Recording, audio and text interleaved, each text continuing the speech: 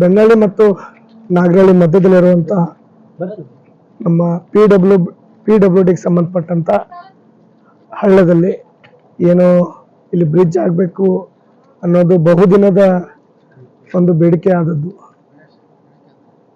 ಬಹುಶಃ ನಾನು ಶಾಸಕನಾಗೋಕ್ಕಿಂತ ಮುಂಚಿತನೂ ಸಹಿತ ಒಂದು ತೊಂದರೆ ಆಗಿ ಒಬ್ಬರು ತೀರ್ಕೊಂಡಿದ್ರು. ತದನಂತರ ಮೊನ್ನೆ ಒಂದು 20 ದಿನದ ಹಿಂದನೂ ಸಹಿತ ಅಂಥ ಒಂದು ಘಟನೆ ಆಗಿದ್ದು ಬಹಳ ನೋವಾದಂಥ ಸಂಗತಿ.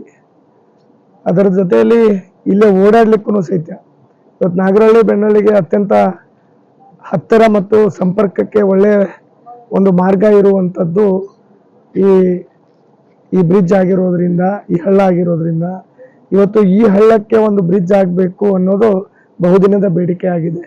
ಈ ಒಂದು ಬೇಡಿಕೆನ ನಾನು ಶಾಸಕನಾಗಿ ಬಂದ ತಕ್ಷಣವೇ ಸುಮಾರು ಒಂದು 6 ರಿಂದ 7 ಬಾರಿ ಸರ್ಕಾರಕ್ಕೆ ಗಮನಕ್ಕೂ ಸಹಿತ ಈ ಹಳ್ಳಕ್ಕೆ ಸಂಬಂಧಪಟ್ಟಂಗ ಪ್ರತಿಯೊಂದು ಮಾಹಿತಿನೂ ಸಹಿತ ಒದಗಿಸಿದ್ದೆ.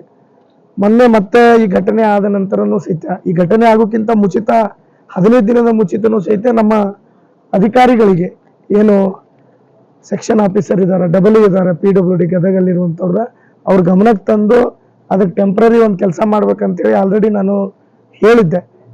ಹೇಳಿ ಒಂದು 15 ದಿನದ ನಂತರ ಒಂದು ಘಟನೆನೂ ಸಹಿತ ಆಯಿತು. ಅದಕ್ಕೆ ಬಹಳ ಎಲ್ಲ ನಮ್ಮ ಜನತೆಗೂ ಸಹಿತ ಮತ್ತು ನಮಗೂ ಸಹಿತ ಒಂದು ನೋವಾಗಿದೆ.